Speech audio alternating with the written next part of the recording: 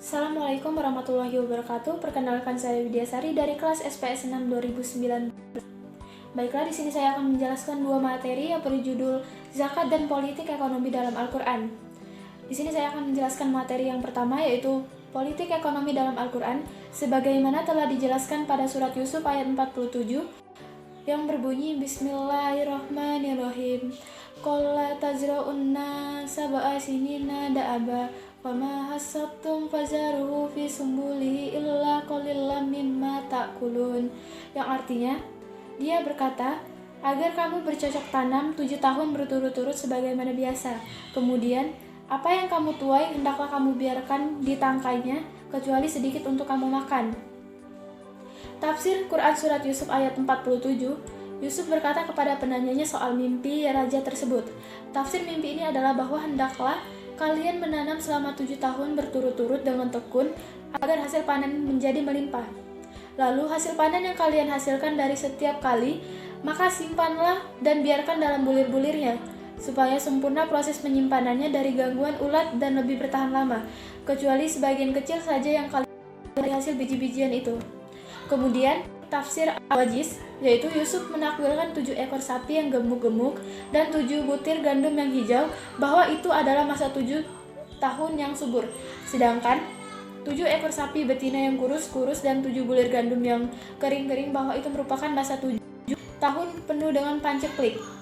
Boleh jadi sisi penjelasan adalah wallahu alam bahwasannya masa subur dan panceklik menjadi acuan penggarapan tanaman.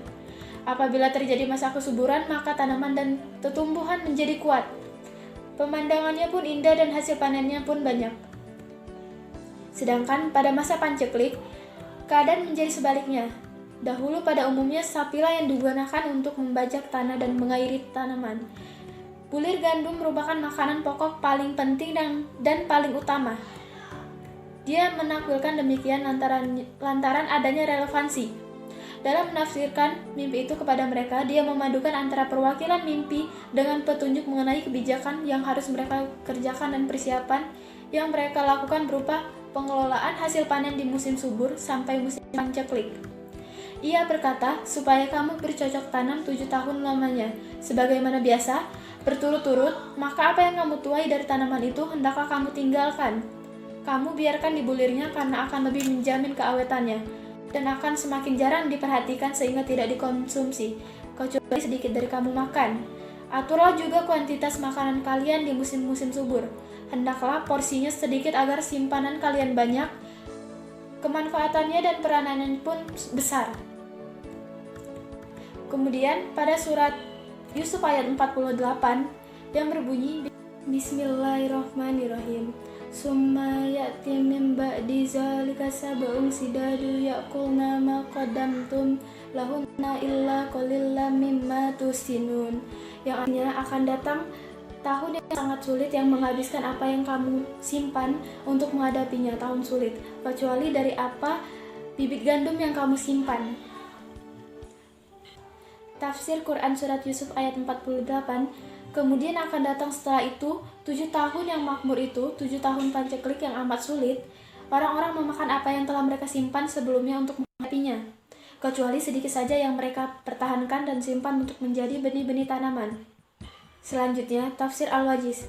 Kemudian sesudah itu akan datang pasca 7 musim yang subur, 7 tahun yang amat sulit, musim panceklik yang menghabiskan sesuatu yang simpan untuk menghadapinya, tahun sulit, akan menghabiskan semua yang kalian simpan, meskipun jumlahnya Selanjutnya, menurut tafsir Al-Wajiz, kemudian sesudah itu akan datang pasca 7 musim subur, 7 tahun yang amat sulit, musim paceklik yang menghabiskan sesuatu yang kamu simpan untuk menghadapinya, tahun sulit. Akan menghabiskan semua yang kalian simpan meskipun jumlahnya berlimpah, kecuali sedikit dari bibit gandum yang akan kamu simpan, yaitu yang tidak kalian persiapkan untuk menghadapi musim-musim yang berat. Selanjutnya yaitu analisis politik ekonomi pada surat Yusuf ayat 47 dan 48. Sebagaimana telah dijelaskan pada ayat-ayat sebelumnya bahwa negara mempunyai kewajiban untuk mengembangkan, meningkatkan dan menjaga stabilitas perekonomian rakyat dengan membuat kebijakan yang tidak menimbulkan dampak negatif terhadap rakyatnya. Pada dua ayat ini, Terdapat beberapa pesan yang perlu kita ambil untuk mencapai cita-cita tersebut, yaitu yang pertama, ayat ini berpesan agar pemerintah harus mempunyai manajemen krisis, yaitu mengetahui penyebab dan penyelesaiannya agar ekonomi selalu stabil, sehingga kebutuhan masyarakat selalu terpenuhi dalam situasi dan kondisi apapun. Kemudian, pada ayat ini mengajarkan kita untuk hidup hemat, karena hemat menjadi faktor penting dalam mewujudkan stabilitas perekonomian bangsa. Dengan berhemat, maka pengeluaran anggaran belanja negara akan berkurang, sehingga tidak mengalami defisit. Bahkan dengan berhemat, maka pemasukan akan lebih banyak dari pengeluaran, sehingga masyarakat akan terjamin perekonomiannya. Yang ketiga, penimbunan kebutuhan pokok manusia diperbolehkan dan dianjurkan ketika tujuannya untuk menjaga stabilitas ekonomi negara. Berbeda ketika penimbunannya untuk memonopoli, dijual ke masyarakat ketika stok langka dengan harga setinggi-tingginya. Para pakar fikih mengartikan orang yang menimbun kebutuhan pokok manusia, sehingga penimbunan yang diharamkan oleh Islam ialah menumpuk kebutuhan manusia dan tidak menjualnya sambil menunggu sampai harga barang di pasar menjadi naik. Baiklah, itu adalah penjelasan dari materi yang pertama. Kita akan lanjut ke materi yang kedua tentang zakat. Sebagaimana telah dijelaskan pada surat At-Taubah ayat 103 yang berbunyi, Bismillahirrahmanirrahim. Husmin amwalihim sadaqatan tutahhiruhum wa tuzakihim biha wa sholli alaihim inna sholataka sakanul lahum wallahu sami'un alim. Yang artinya, ambillah zakat dari harta mereka guna membersihkan dan mensucikan mereka, dan berdoalah untuk mereka. Sesungguhnya doamu itu menumbuhkan ketentraman jiwa bagi mereka. Allah Maha melihat, Maha mengetahui. Tafsir Quran Surat At-Taubah ayat 103, ambillah wahai Nabi dari sebagian harta benda orang-orang yang telah bertaubat, yang mencampur adukan antara amal saleh dan perbuatan buruk lain, sedekah atau zakat yang membersihkan mereka dari kotoran dosa-dosa dan mengangkat mereka dari golongan orang-orang munafik menuju derajat orang-orang yang ikhlas. Dan berdoalah kepada Allah bagi mereka untuk mengampuni dosa-dosa mereka, dan mintakanlah ampunan bagi mereka dari dosa-dosa itu.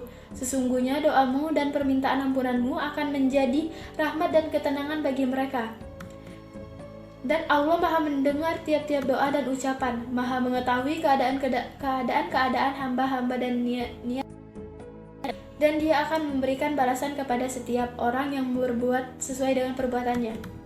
Selanjutnya, menurut tafsir Al-Wajiz, Allah berfirman kepada Rasul-Nya dan kepada orang yang menempati kedudukannya atau pemimpin, seraya memerintahkannya dengan apa yang dapat mensucikan orang-orang mukmin dan menyempurnakan iman mereka.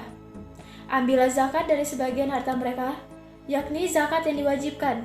Dengan zakat itu, kamu membersihkan mereka dari dosa-dosa dan akhlak-akhlak tercela, dan mensucikan mereka, yakni menumbuhkan dan menambahkan akhlak-akhlak mereka yang baik dan amal mereka yang salih, menambah pahala mereka di dunia dan di akhirat, menyuburkan harta mereka, dan berdoalah untuk mereka, yakni untuk orang-orang mukmin secara umum dan secara khusus pada waktu mereka membayarkan zakatnya kepadamu. Sesungguhnya doamu itu menjadi ketentraman jiwa bagi mereka, yakni ketenangan bagi hati mereka dan kegembiraan bagi mereka.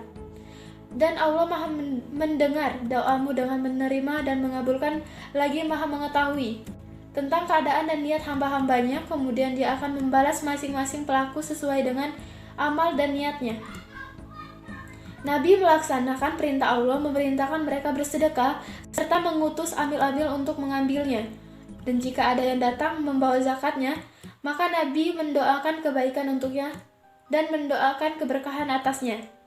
Ayat ini mengandung dalil diwajibkannya zakat pada semua harta. Jika harta tersebut diperdagangkan, maka ini jelas karena ia adalah harta yang tumbuh dan menghasilkan.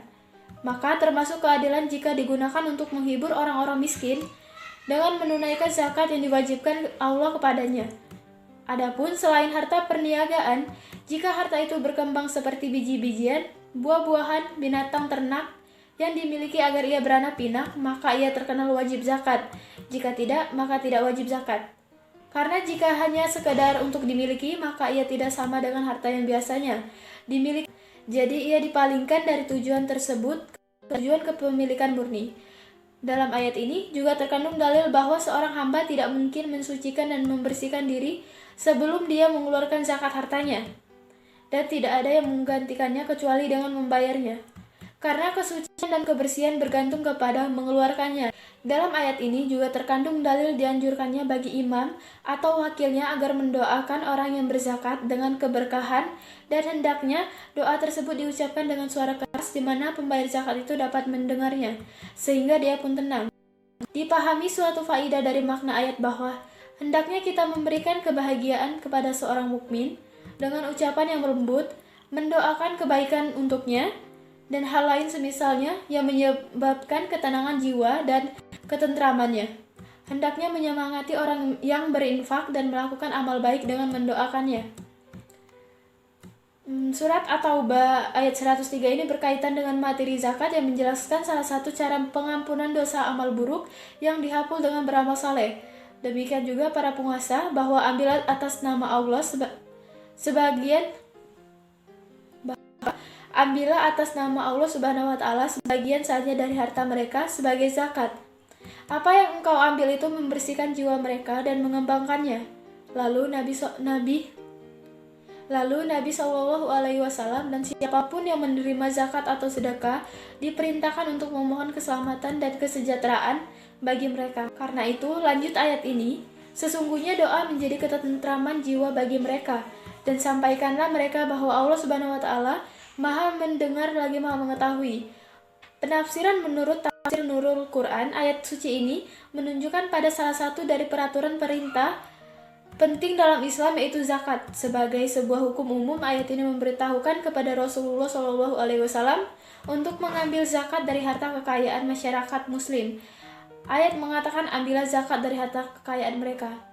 Baiklah, itu saja penjelasan dari kedua materi yang saya jelaskan tentang zakat dan politik ekonomi. Semoga bisa dipahami dan bisa bermanfaat bagi semua. Terima kasih. Wassalamualaikum warahmatullahi wabarakatuh.